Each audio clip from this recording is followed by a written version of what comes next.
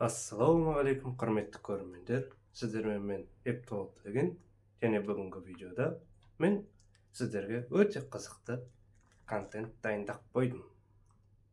Менің арнамда сіздер байқасаңыздар, уже бірнеше ай бойы ұзын видеолар шықпай жүрді. Және бүгін оны түзететін күн келді. Мен қандай видео түсірсем екен деп көп ойландым, және көп іздендім. Ақыры YouTube'дан бір өте қызықты видеоны таптым. Және соның ішінде бір жақсы 7 скрамбл жүр екен. Және бүгінгі видеода сол 7 скрамблды кезек-кезек асықпай сол скрамблдармен кубикті араластырып, және оны қалай құрайтынын асықпай түсіндіретін боламын. Ал оны уақытқа құраған видеоларымды менің шортсымнан көре аласыздар. Олар да жақын арада шығуы мүмкін. Ал енді бастайық. Ыңғайланып жайғасып алыңыздар. Бұл видео өте қызықты болайын деп тұр. Алдын ала лайк басып, каналға тіркелуді ұмытып кетпеңіздер. Ал біз бастаймыз. Сіздер көріп тұрғандарыңыздай, мынау суретте бүгінгі видеода мен көрсететін барлық скрамблдар жазылған. Және видеоны тоқтатып қойып, асықпай көріп алуларыңызға болады. Бұның барлығы заңды.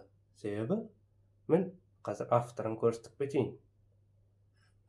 Бұл скрамблдарды мен осы CC Store деген бір YouTube арнасынан алдым.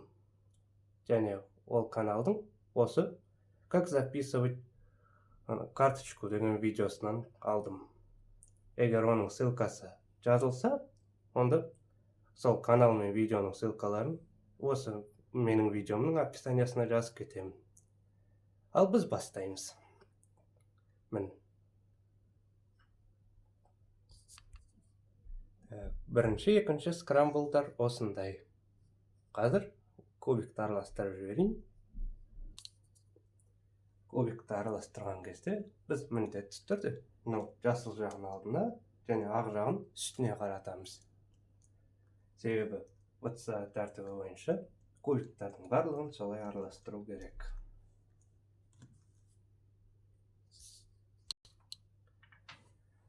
Мен бұл 2019 жылы 6 қазанда болған жарыста, мен бұл жарыста болмадым. Және ол жердегі адамдардың кубикті қалай құрағандарын, қандай әдісті қолданғандарын, және неше секундта құрағандарын көрмедім. Сонымен қатар, мен мынау скрамблдарды осы видеода бірінші рет қана араластырыптым. Ал видеоның сыртында дайындалмадым. Сондықтан да бұл өзім ішінде бір қызық нәрсе болып тұр. Ал біз бірінші скрамблмен кубикті араластырдық. Мен жарықты қосайын. Мен дұрыс араласқан кубик осындай болу керек.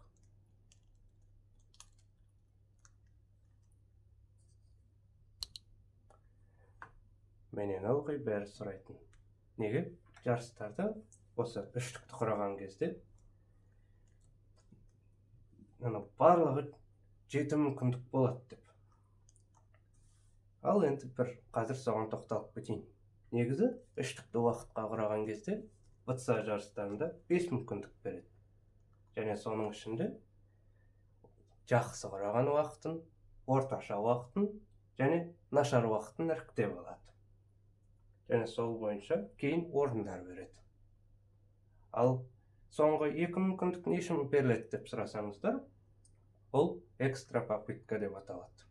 Яғни, егер жаңағы спидкубер ол өзіне тиесілі 5 мүмкіндіктің біреуінде кубикті құрай алмаса, және белгілі бір себептері болса, онда оған тағы да қосымша 2 мүмкіндік беріледі.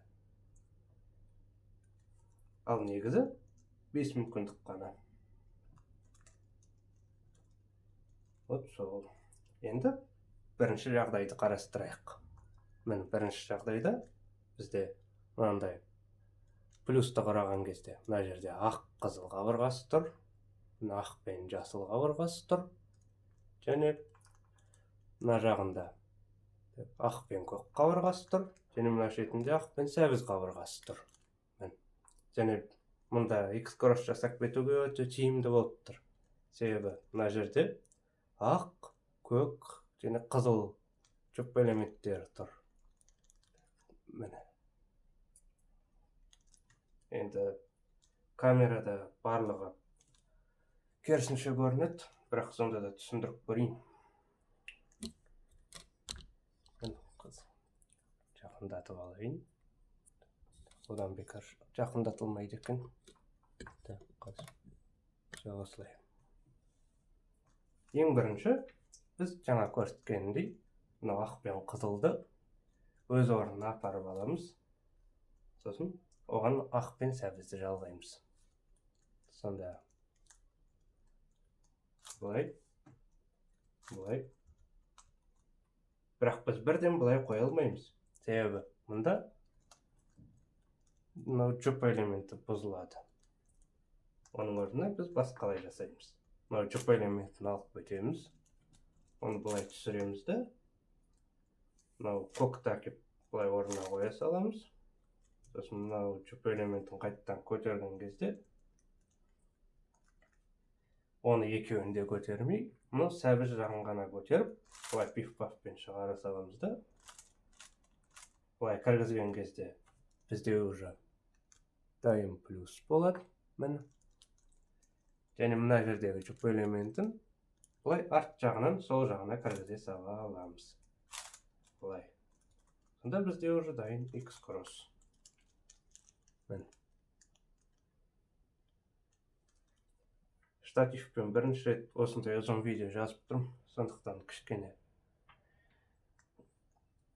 үйреншікті емес екен. Ал енді мына жерде біз мынау ақ, жасыл және қызыл бұрышымен оған тиесілі қабырғасын көріп тұрмыз. Және мына жерде оны бірден бөліп алуға болады. Бұлай екі жүріспен үстін бұраймыз да, оны бұлай бөліп аламыз. Сосын одан оп-оңай екі жұп элементін құраймыз және өзінің орнына қоямыз. Осылай. Сонда бізде мынау арт жағында екі жұп элементі уже дайын тұрады. Енді біз мына жердің алдыңғы видеоларында айтып кеткеніндей бір сақина деген жағдайды көріп тұрмыз. Ол қалай? Ол мына жерде бұрышы дұрыс тұр, ал қабырғасының түстері оған қарама-қарсы. Оны шешу үшін біз ең бірінші мына жұп элементін екіге бөліп аламыз. Сосын трехходовкамен орнына қоя саламыз. Енді көйікқа қарайтын болсақ, мына жерде жаңағы жұп элементін қойғаннан кейін мына жағында көк пен сәбіз деген қабырғасы және мынау өз орнында соған тиесілі бұрышы тұр екен. Енді біз оны қалай тиімді жолмен қоя аламыз? Ол үшін біз мынау көк пен сәбіз қабырғасын бұлай екі жүріспен әкеп аламыз. Сосын екі пиф-паф жасаймыз да жұп элементін орнына қоямыз. Сол кезде бізде уже F12 дайын болады. Енді бізде OLL-ді мынандай точка деген формула түсіпті. Және мына жерде бір үш сары түсті блок бар, және екі жағында тағы да екі түсті екі жұп элементінен тұратын сары бөліктері бар. Енді соған тиесілі формуласын орындаймыз. Фронт, пиф-паф, екінші слой, пиф-паф қайтарамыз. Енді қарасақ, бізде соңғы этап parallel қалды. Және мұнда жетіліктің формуласы ғана қалды. Және біз сол формуланы орындаймыз. И болды. Көйік құралды. Қазір екінші скрамблды өрштік бітейін. Ал қалған 5 скрамблды келесі видеоларда көрсететін боламын. Ал кеттік. Мен екінші скрамбл осындай. Қазір енді кубикті араластыру керек. Мені екінші скрамбл мен кубик дұрыс араласқан болса, ол мен осындай болу керек.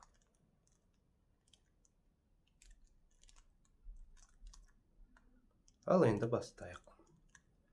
Мен мына жерде ең бірінші нені көріп тұрмын. Мына жерде мынау ақ пен сәбіз қабырғасын көріп тұрмын мына шетінде. Және оның қасында міне ақ пен қызыл, және оның үстінде ақ пен көк қабырғаларын көріп тұрмын. Міне. Және оның жанында мына жерде ақ пен жасыл қабырғасын көріп тұрмын. Және бұл жерден плюсты құрау өте оңай.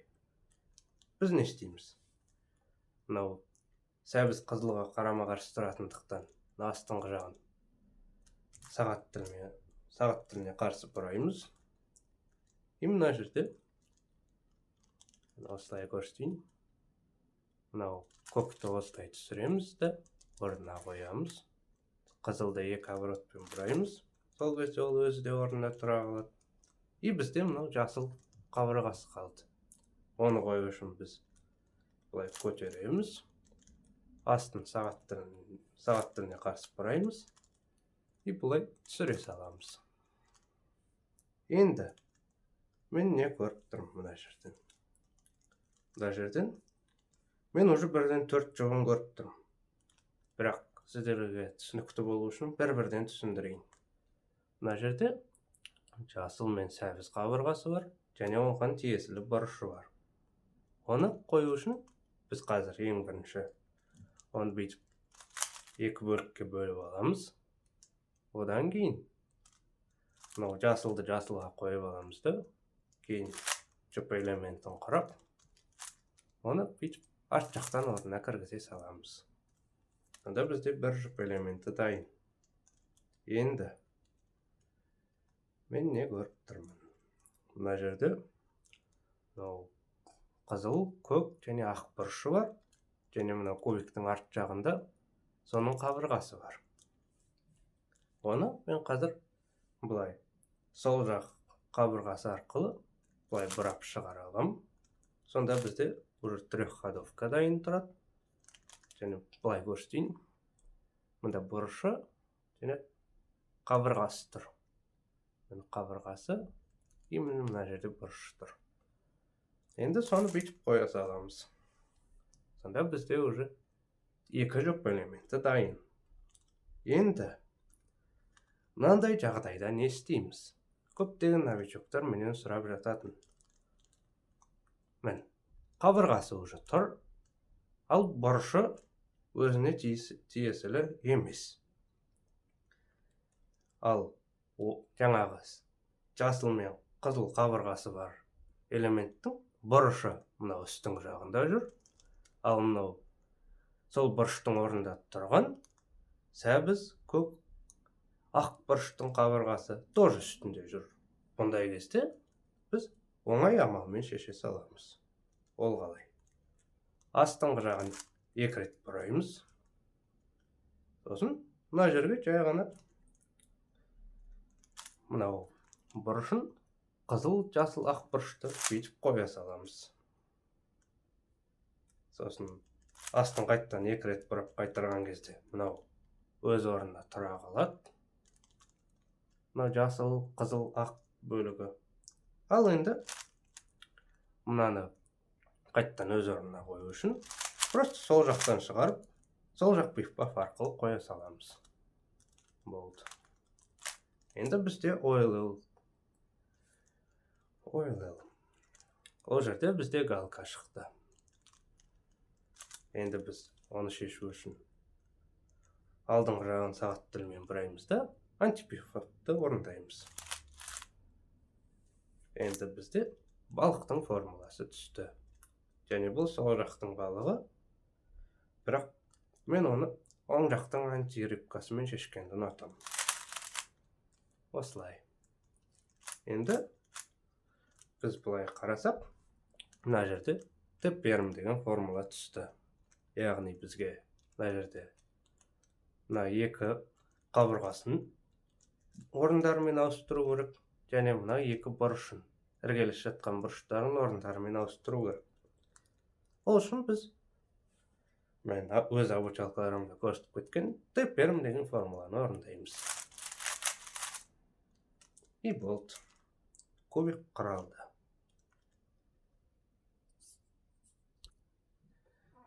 Енді қорытындылай келе айтарым, біз бүгінгі видеода 7 скрамблдың екеуін қарастырдық. Егер бұл видео ұнаса, лайк басып, комментарий қалдырып, каналға тіркелуді ұмытып кетпеңіздер. Және егер бұндай тақырып сіздерге қызықты болса, онда комментарийға жазып кетіңіздер. Осы видеоның жалғасын түсірейін бе? Әлде басқа тақырып туралы түсіргенім дұрыс па? Назарларыңызға рахмет. Сіздермен болған мен Епті тілеген. Көріскенше күн жақсы, сау саламатта болайық.